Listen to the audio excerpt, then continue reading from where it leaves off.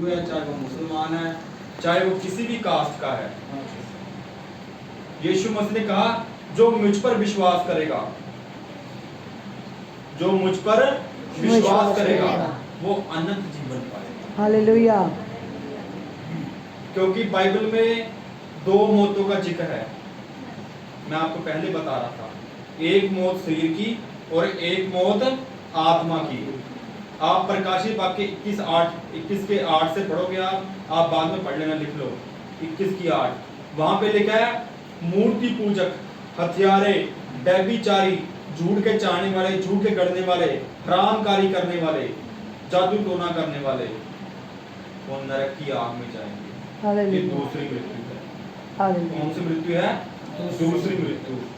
एक मौत शरीर की और एक मौत आत्मा की। क्योंकि मरने के बाद हर एक इंसान का परमेश्वर के सामने न्याय होगा। आपके अंदर भी आत्मा है, मेरे अंदर भी आत्मा है, दुनिया के हर एक इंसान के अंदर आत्मा है। जब शरीर मर जाता है तो आत्मा निकल जाती है। हालेलुया। आत्मा निकल जाती है।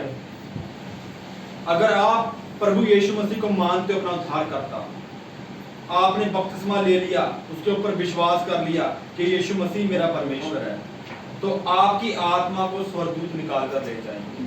अगर आप यीशु मसीह को नहीं मानते, उसको नहीं कबूल करते हो, तो आपकी आत्मा को नरकदूत ले जाएंगे।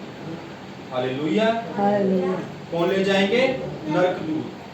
मरने के बाद या तो आपको सदा काल के लिए नरक में जाना पड़ेगा या सदा काल के लिए स्वर्ग में जाना पड़ेगा। हालेलुया। हालेलुया। क्योंकि जो एक बार नरक में चला गया वो स्वर्ग में नहीं जा सकता, और जो स्वर्ग में चला गया वो नरक में नहीं जा सकता। हालेलुया। हालेलुया। परमेश्वर ने बाइबल में लिखा सारे जगत से उसने प्रेम किया, क्योंकि परमेश्वर नहीं चाहता कोई इंसान नाश हो, कोई इंसान अपने जीवन में निराश रहे, परेशान रहे, बीमार रहे, लाचार रहे।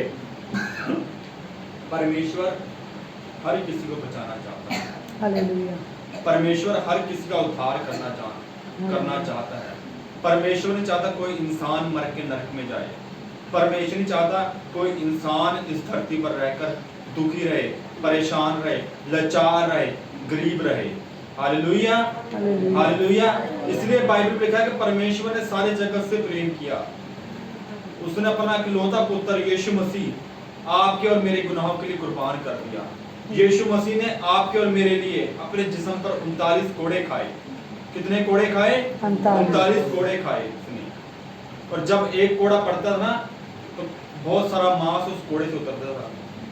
और बाइबल के जो स्कॉलर हैं, जो बाइबल को पूरी तरह से जानते हैं, जो यरूशलेम के अंदर भी गए हैं, जिन्होंने सारा कुछ देखा हुआ है, प्रभु यीशु मसीह के कपड़े देखे हैं, वो कोड़े देखे हैं।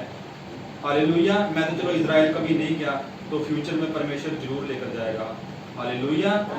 तो वो बताते हैं कि वो जो कोड़ा है ना, जब वो किसी इंसान के ऊपर पड़ता था, जब आम इंसान के ऊपर पड़ता था, तो कई लोगों की मौत हो जाती थी 2-4 कोड़ों से। कितने कोड़ों से? 2-4 कोड़ों से। और यीशु मसीह ने आपके और मेरे लिए 39 कोड़े खाए हैं। हालेलुया। कितने कोड़े खाए हैं? 39 कोड़े खाए हैं। और उसकी हड्डियां तक दिखने लगी थी। जब उसके कोड़े पड़ते ना कमर पर, तो बहुत सारा मांस उतरता था कोड़ों से, और उसकी हड्डियां तक अंदर से दिखने लगी थी। इतना दुख झेला है प्रभु यीशु मसीह ने। हालेलुया। हालेलुया। और जब उसके 39 कोड़े मारे और उसने अपना क्रूस उठाया, और वो क्रूस उठाकर कहां चल पड़ा? खोपड़ी के स्थान पर। बाइबल में लिखा है यीशु मसीह को क्रूसीफाइड खोपड़ी के स्थान पे किया गया था। बहुत बड़ा पहाड़ है इस्राएल के अंदर, तो खोपड़ी का स्थान बोलते हैं। हालेलुया। और वो क्रूस इतना भारा था कि हद से ज्यादा क्रूस भारा था। हालेलुया। और कई इंसान उस क्रूस को उठाते वक्त ना रास्ते में गिर जाते थे, लेकिन यीशु मसीह गिरा नहीं। हालेलुया। हालेलुया। प्रभु यीशु मसीह एक बार भी गिरा नहीं, वो अपना क्रूस उठाकर उस पहाड़ तक गया। हालेलुया। और उस पहाड़ पर आपके और मेरे लिए उसने अपनी जान दे दी। हालेलुया। और जान देने से पहले यीशु मसीह के साथ 2 डाकू चढ़ाए गए थे सलीब पर, और उन डाकुओं ने बहुत ज्यादा गुनाह किया था, बहुत ज्यादा पाप किया था।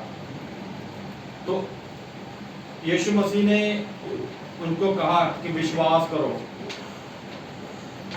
क्या करो? विश्वास करो। तो एक डाकू ने क्या कहा कि तू आप भी बच और मुझे भी बचा, तू आप भी बच और मुझे भी बचा। और दूसरे डाकू ने क्या कहा कि ये तो निर्दोष है, इसमें कोई पाप नहीं है। जो पिलातुस राजा था ना, उसने भी यीशु मसीह में कोई दोष नहीं पाया था, ठीक है। उसने यीशु मसीह को सलीब चढ़ाने से मना कर दिया था, ठीक है।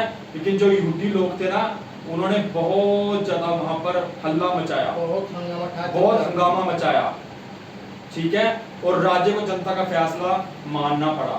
फिर भी उसने कहा कि ये एक बरब्बा नाम का व्यक्ति है, बरब्बा नाम का व्यक्ति है, तुम फैसला कर लो कि इसको सलीब पर चढ़ाना या यीशु मसीह को सलीब पर चढ़ाना है। और बाइबल में लिखा है उन्होंने यीशु मसीह का इनकार कर दिया और बोला जिसने गुनाह किए थे, कत्ल किए थे, बलात्कार किए थे, उसको बोला कि ये सही है। और जो परमेश्वर के राज्य का प्रचार करता था, लोगों को बताता था कि मैं परमेश्वर का पुत्र हूँ, मेरे ऊपर विश्वास करो, मेरे ऊपर विश्वास करोगे तो मुक्ति को पाओगे, उद्धार को पाओगे, जिसके द्वारा बड़ी बड़ी बीमारियां खत्म होती थी, जिसके द्वारा बड़ी बड़ी अशुद्ध आत्माएं निकलती थी।